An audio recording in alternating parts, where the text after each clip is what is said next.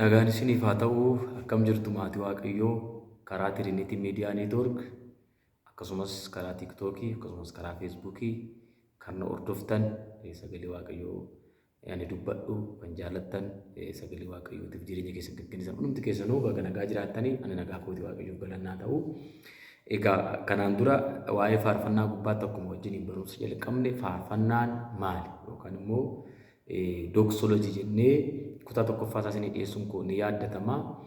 Faarfannaan sagalee Waaqayyoo ta'uusaa Waaqayyoo biraa kan dhufe ta'uusaa waliin erga ilaallee raawwanneen booda dooksolojii jechuun immoo jecha tiyooloojii faarfannaa Waaqayyoon gammachiisu akka inni ta'e waliin ilaallee kutaa lammaffaas Waaqayyoon gargaaree isiniif qabadhee dhufeera. Isinis immoo toora miidiyaa Trinity Media Network yuutuubii kan koo karaa TikTokis karaa Facebookii fi TikTokii gubbaatti fooloo na gochuu hin dagatinaa.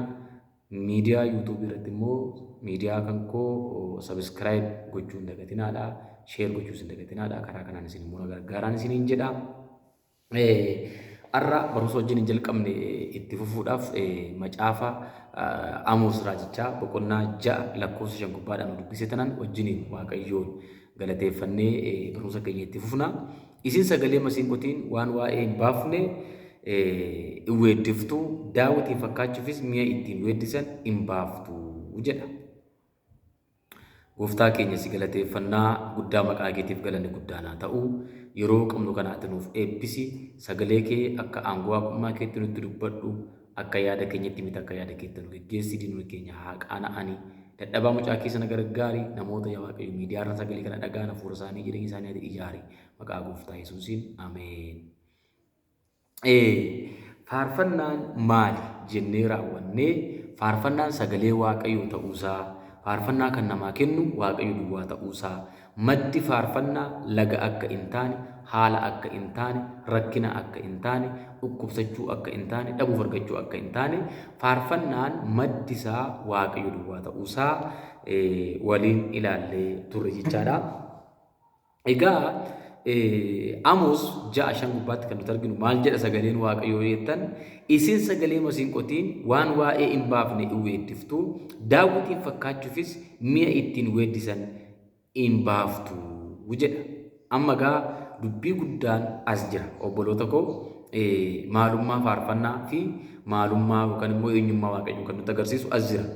Yeroo baay'ee faarfannaan baay'ee nutti tole, faarfannaan itti gammannu, faarfannaan ittiin eebbifamne nutti jennu, faarfannaa sirriitti nu utaalchise, faarfannaa yuutuubii gubbaatti vi'uu baay'ee argate, faarfannaa namoota biratti harka rukunnaa caba baay'ee argate kan Waaqayyootti jechuu dhiisuu dandeenya. Sababbiin isaatiyyuu waan nutti toleef, waan nu gammachiiseef, waan nu utaalchiseef, waan ilillee nutti guuteef, waan sirriitti kiboordii wajjin waliigalee taphataa meeshaa wajjin waliigalee saaksifoon diraamii wajjin sirriitti waan waliigaleef faarfannaan sun kan Waaqayyooti jechuu hin dandeenyu.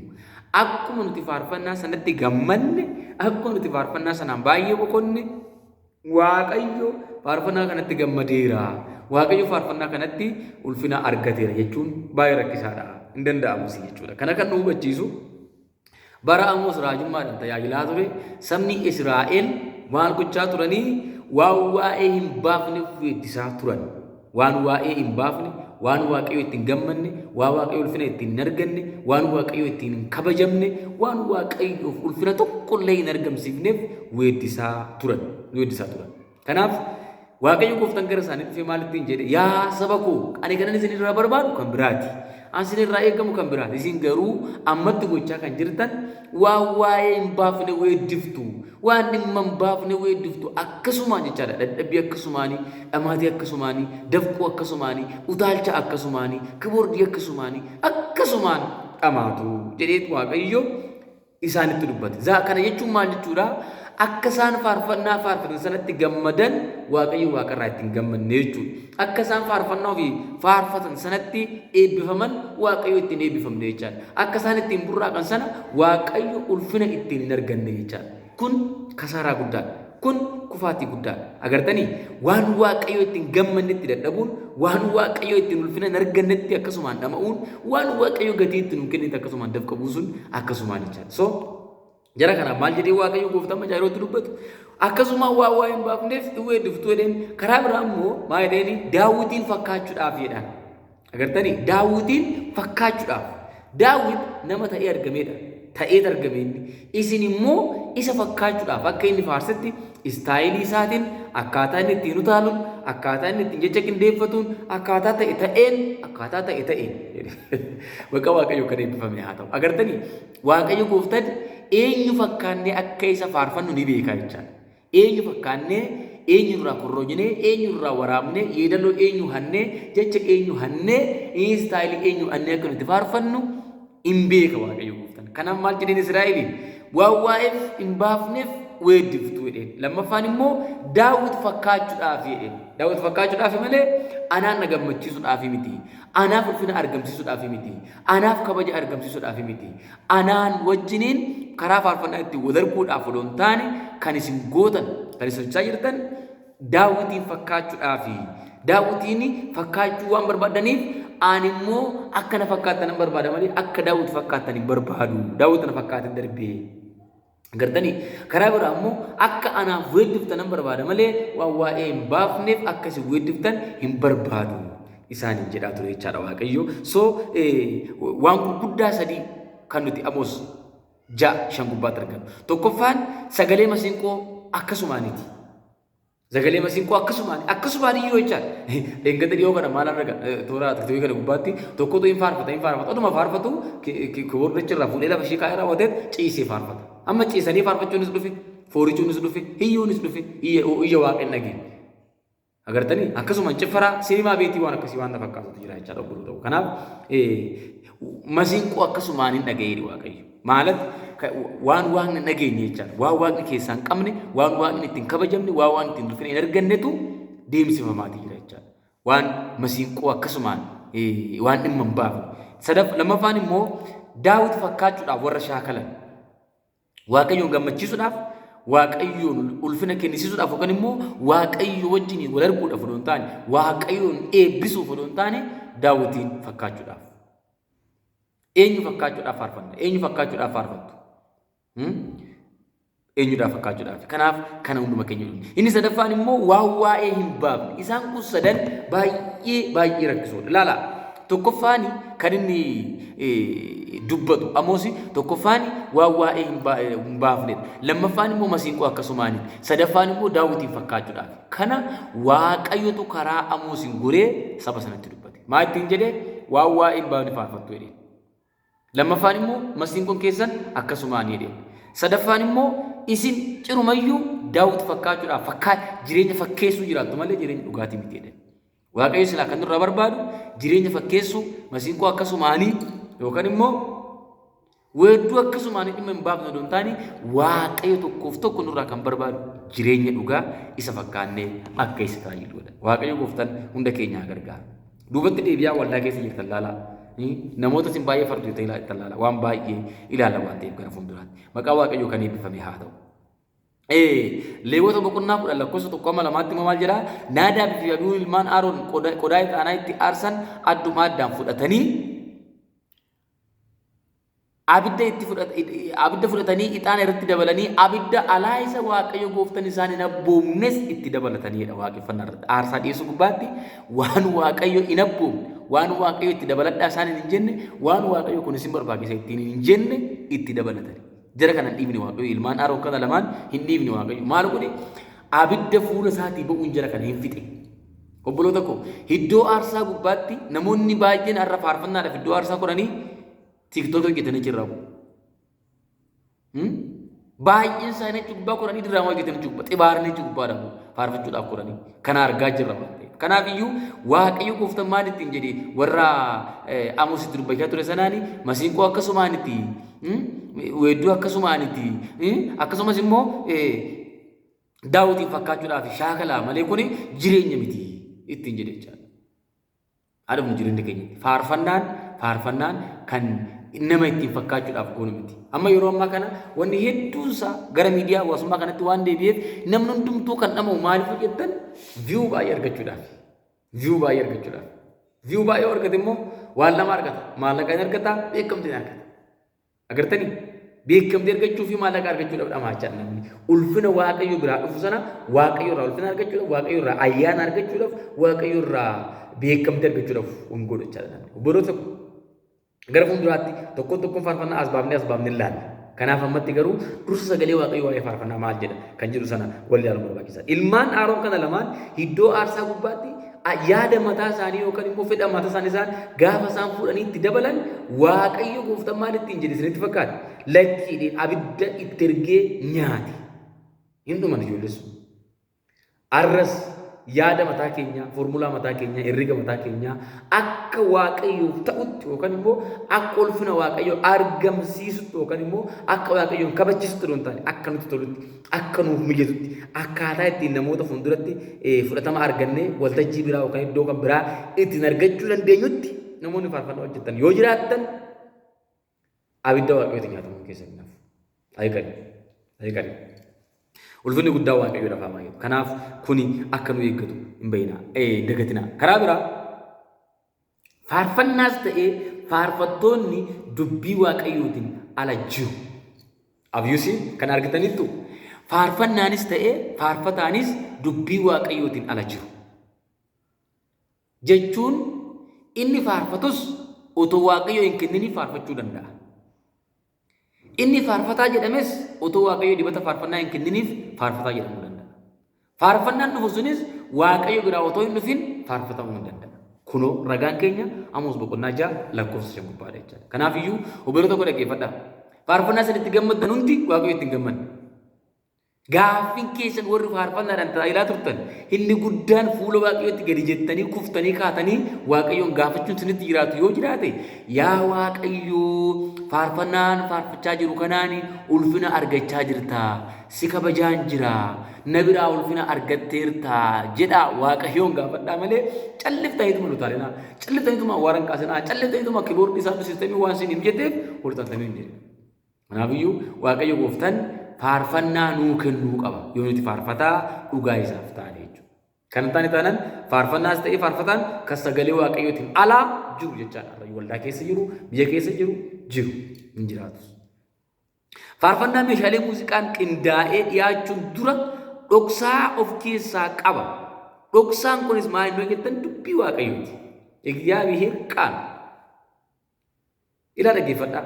Faarfataan sagalee waaqayyootiin walitti yoo dabalame yoo sagalee waaqayyootiin walii gale faarfataa dhugaa ta'a. Faarfataan sagalee waaqayyoo of keessaa hin qabu yoo ta'e garuu wanni isaa faarfannaa ta'u hedduu kana duras nutti dubbadhe. Kanaaf iyyuu wanni hundumtuu dhufee faarfannaa akka nu hin taane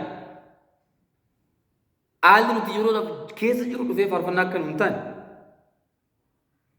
qormaanni yeroo nutti dhufu dhufee faarfannaa akka nu hin taane jireenya keenya keessa sagalee waaqayyoo jiraachuu jira. Dhaggeeffadhaa. Amma yeroo baay'ee maal jenna diina koo jenna namaan gaafa walitti buune jechaadha. Abbaa ta'een gaafa walitti buune iddoo aarsaa sakandii itti aanu yookaan immoo walitti bu'insa keenya sana iddoon aarsaa itti aanu faarfannaa nuti faarfannu kan waaqayyoo hin taane kan nama sana waraanudha jechaadha. Kun of eeggachuun baay'ee barbaachisaadha jechuudha. Kanaaf iyyuu faarfannaanis ta'ee faarfataan dubbii waaqayyoo jira. Kanaaf faarfannaan keenya meeshaa ammayyaawaa kan akka diraam kan akka saaksifoon maanin hedduu namatti jedhee isiniyyuu beektu. Kanaan qindaa'uudhaan dura sagalee waaqayyootiin qindaa'uu qaba. Eenyu nuti sagalee waaqayyootiin qindoofne erga nuti immoo sagalee waaqayyootiin qindoofne raawwanneen booda faarfannaan sun sagalee waaqayyootiin qindaa'uu qaba jechuudha. Kan hin taane taanaan faarfannaan sun faarfannaa waaqayyootti gammadu miti. Namni itti gammaduu danda'a. Konfiraasii gurguddaa ittiin dhaabbattanii namni ittiin shubbisee awwaara kaasee dinqiidha jedhamuu dandeessu. Baay'ee jajamuu dandeessu. Namaan jajamuun waaqa jajamuu miti. Namaan fudhatama argachuun waaqa fudhatama argachuu miti. Namarraa recognition gahaa argachuun waaqarraa recognition gahaa argachuu miti. Nati. Kanaafiyyuu faarfannaa keenya meeshaa muuziqaa eenyu taphate istuudiyoo akkasii dhaqnee maal gochuu keenya dura hafuura qulqulluu biraa haa dhaqnu. Inni kan biraa waaqayyo warra utuu isaaf hin jiraatin meeshaa qindeessanii faarfatanii maal jedha isinitti fakkaate? To surprise you, waaqayyo warra utuu isaaf hin jiraatin warra utuu sagalee isaatiif hin jiraatin faarfatan akkasittiin jedha. Iyya faarfannaa keessanii dhaga'uu hin barbaadu jedha waaqayyo. Irra hin deebi'u. Waaqayyo warra otoo isaaf hin jiraatin warra sagalee isaatiif otoo hin bitamin, warra akka akeeka isaatti hin deddeebi'in, warra otoo isaaf hin abboommamin, warra otoo isaaf hin bitamin isa faarfataniin akkasittiin jedha. Iyya faarfannaa keessanii dhaga'uu hin barbaadu. Ani weedduu keessan dhaga'uu hin barbaadu. Kiraara keessan fudhadhaan fuulduraa sokkaa. Sagalee yeedalloo keessanii dhaga'uu hin barbaadu. Egaa isin akkasumaani iyya faarfannaa keessanii dhaga'uu hin barbaadu jedhama Waaqayyo warra akkasiiti. Akkasidha. Akkasidha. Iyya faarfannaa keessanii dhaga'uu hin barbaadudha Waaqayyo. Waaqayyo gooftaan kana nu haa oolchu. Obboloota ko Waaqayyo gooftaan aarsaa isin dhiyeessitan karaa faarfannaa aarsaa isin dhiyeessitaniin itti gammadee jedhee ayyaana isinii baay'isaa deema moo iyya faarfannaa keetii hin dhaga'u isin jechaatee deema. Kana gaafattanii beektu Waaqayyoon. Waanumatti walitti mummurtanii achiisan biddeenii achiis maal gootanii gaafasi waa gootan Waaqayyo gooftaan cal jedhee isin ilaala miti. Iyya faarfannaa keessanii hin dhaga'uudha Waaqayyo. Maal jechuudha iyya faarfannaa keessanii hin dhaga'u jechuun ani keessaa qabu qindaa'ina meeshaa mataa keessaniiti. Weedduu akkasumaaniiti. Daawit fakkaachuudhaaf malee anaan na gammachiisuudhaaf, anaan na boqochiisuudhaaf, anaaf ulfina kennuudhaaf odoo hin taane kun kan mataa keessaniiti. Kun kan mataa keessanii kireet kan godhatanidha malee ana biraa miti maddisaa jedha jechuudha Waaqayyo. Kana Waaqayyo gooftaan nu haa oolchu obboloota. Waan nu haa oolchu. Faarfannaan namoota biratti jaallatame hundi Waaqayyo biratti jaallatameera jechuun tasumallee hin danda'amu. Garagalcha kana immoo faarfannaan namoota biratti hin jaalatamne yookaan immoo fudhataman arganne nama sochoosuu akkas nama godhuu namatti dheekkamaa kan jedhamu immoo hundi Waaqayyo biratti fudhataman arganne jechuus hin dandeenye.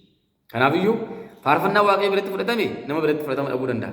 Kan nama biratti fudhatama argate immoo Waaqa biratti fudhatama argachuu danda'a jechuudha. Dubbiin garagalchaa akkasii jalaan taane biroonni koo jaallatamoon. Waaqayyo gooftaan hunda keenyaa gargaara. Kunis sababbiin isaa faarfattoonni bara Amoos turan sagalee Waaqayyoo osoo hin taane qindeeffama muuziqaa fi walaloo mataa isaanii yeroo faarfatan Waaqayyo kana iyya cuwatu noo deema. Cuwatu noo inji zimmaara amma namni tokko zima dargiitti baan cuwatu. Faarfataadha. Cuwatu. Kanaaf Waaqayyo waaqarraa jedha isa kana. Cuwataachuun iyya keessan dhaga'uun barbaadu dha Waaqayyo. Iyya keessan jedha. Waaqayyo iyya keenya dhaga'uun barbaadu. Iyya isa nuti kadhannu miti. Isa nuti fuula isaatti boonyu miti. Isa nuti waa'ee jireenya koo maa itti jennee kadhannu miti. Faarfannaadha jennee isa nuti meeshaa qindeessinee Ameerikaadhaaf fichisiifnee maal goonee ogeessa meeqa itti finnee maal goonu sana qindeeffama mataa keenya sana Waaqayyo gooftaan maal jedhaani cuwatedha. Cuwat.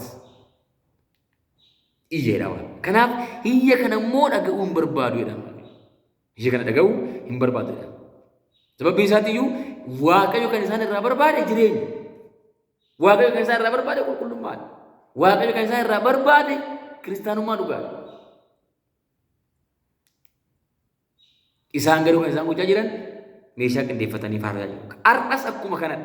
Waaqayyo faarfannaa ofii isaatiif hin kennine iyya cuwat jedhaan malee faarfannaadha jedhu. Iyya kana immoo dargaggeessi keenya itti yaaduu danda'a. Dargaggeettiin keenya itti yaadee iyyuu dandeessi. Maanguddoon iyyuu danda'a. Jaartiin iyyuu danda'a namni kamiyyuu. Haaltu iyyuu danda'a. Kana Waaqayyo gooftaan hin xireeffata malee hin urgeeffatu. Kana Waaqayyo gooftaan iyya jedhaan malee faarfannaadha hin jedhu. Inni hin kennine kaa. Isa biraa miti kaa. Sagalee waa isaatiin hin ijaaramne kaa. Qajeelfama Waaqayyootiin hin deemne kaa. Kanaafiyyuu warri iyyitan yoo jiraattan ilaalaa mee faarfannaa keessan sana mee sakattaa duubatti deebi'aati. Waaqayyo maal nurraa barbaadan itti maal gochaati jira. Waaqayyo maal nu jechaa jiran itti maal gochaati jira. Kanaafiyyuu Waaqayyo gooftaan iyya faarfannaa keessanii dhaga'uun barbaadu. Iyya faarfannaa keessanii dhaga'uun barbaadu. Kun baay'ee ulfaata ana qabuutti. Ijoo waan isin hin dhaga'u kana dhaga'u waan isin gootan waan isin hojjettan waan isin dubbattan faarfannaa lallaba isin gootan hundumaa Waaqayyo ankoo miti jechuun salphina guddaadha. Kophaa jirtaa jechaadha. Waan isin kan jiru jechaadha. Akkasumaan namaataa jechaadha. Akkasumaan buutee baataa jechaadha. Akkumaan gatii kaffalta. Akkumaan dafa kee xaragattaa jechaadha. Faarfannaa kuma shan qabaattee waaqni keessa jiru taanaan takkittii qabaattee waaqni keessa jirutu caala. Awwaaqa gammachiisa waan itti ulfina argata. Waaqayyo maqaan isaa bara baraan kan eebbifame haa ta'u. Biroota koo kana akkasitti ilaalutu nutti jira. Kanaaf iyya keessanii hin dhaga'u deeni Waaqayyo. Iyya faarfannaa keessanii hin dhaga'u deeni Waaqayyo. Eenyu namni Waaqayyo gooftaan iyya keessin jedhe yoo jiraate ulfaataadha. Kanaafiyyuu obboloota koo wanni isin itti himu Waaqayyo gooftaan iyya faarfannaa keessanii narraa fudhadhaa deemaa jedha. Akkanumaan hin iyyina. Amma barbaadan iyyitanidha wanti Waaqatti dabaltan hin jiru. Amma barbaadan caafartanidha wanti Waaqayyo waa buuftan hin jiru. Dhumni isaa mataan si naanna'ee garaan si dhukkubee lukti si itee istiraappoon si qabee Waaqa faarfattan akkaati jechuudha. No. Gaafa ati cal jettee faarfattus Waaqni Waaqa. Gaafa ati maal taatee maal taatus Waaqni Waaqa. Waan sirriitti iyyitee, waan sirriitti kiboorni si taphatamee, waan sirriitti saaksifooniin galee maal gootee maasir waan gooteef miti Waaqayyo itti gammadu. Tokkoof tokko Waaqayyo gooftaan keessa jira.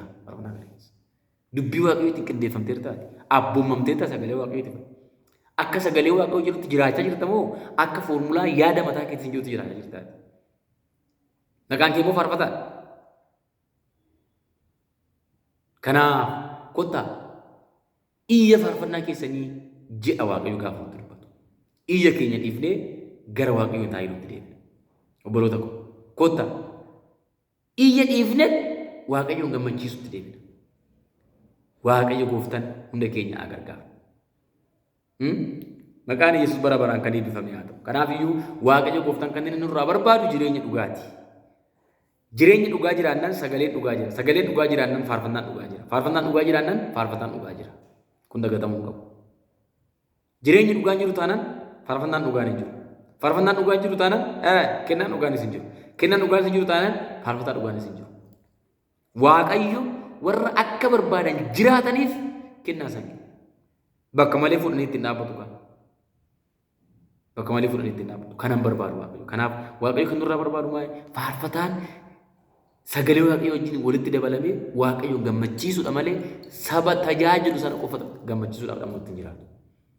Kan nuti dhamaanuuf, kan nuti dadhabnuuf, kan nuti buunee baanuuf iddoo aarsaa gubbaatti, kan nuti istiidiyoo meeqa galluuf, kan nuti laga meeqa naannuuf nuuf, kan nuti maal goonee istiidiyoo meeqa galluuf tokkoof tokko vi'uu baay'ee argachuudhaaf akka hin taane, maallaqa argachuuf akka hin taane, Waaqayyo biratti fudhatama guddaa argachuudhaaf tokkotti jiraata. Kun hin taane taanaan dadhabbiin keenya akkasumaan ta'a. Waaqayyo gooftaan nu haa gargaaru. Ayyaanni gooftaa isiniif haa baay'atu. Kutaa lammaffaa kanaan yoo xumure kutaa sadaffaa immoo eenyutu faarfatamaa kan jedhu kana itti fufnee tolaan. Eenyutu faarfatama? An faarfatamu eenyu? An faarfatu nama faarfannaa kan kennu Waaqa, an faarfatamu immoo eenyu kan jedhu kana sirriitti ilaalla bal'inaan wantoota gaabbii gurguddaa bakka kana keessa jiranis diddiignee ilaalla sirriitti. Eenyumaa waan sodaannu hin qabnu bilisaan sagalee Waaqayyoo dubbannaa. Eenyutu faarfatama kan jedhu kutaa sadaffaa gubbaatti qabadhee dhiyaadha. Ammasittuu toora miidiyaa koo Trinity Media Network subscribe godhaa. Firoota keessan yookaan hiriyoota keessaniif share godhaa. Toora TikTokii as follow godhaa. Facebook immoo follow godhaa. Waaqayyo gooftaan isin haa gargaaru. Ayyaanni gooftaa isiniif haa baay'atu. Baay'ee guddaan isin jaaladha. Eebbifamaa ayyaanni isiniif haa baay'atu. Ameen.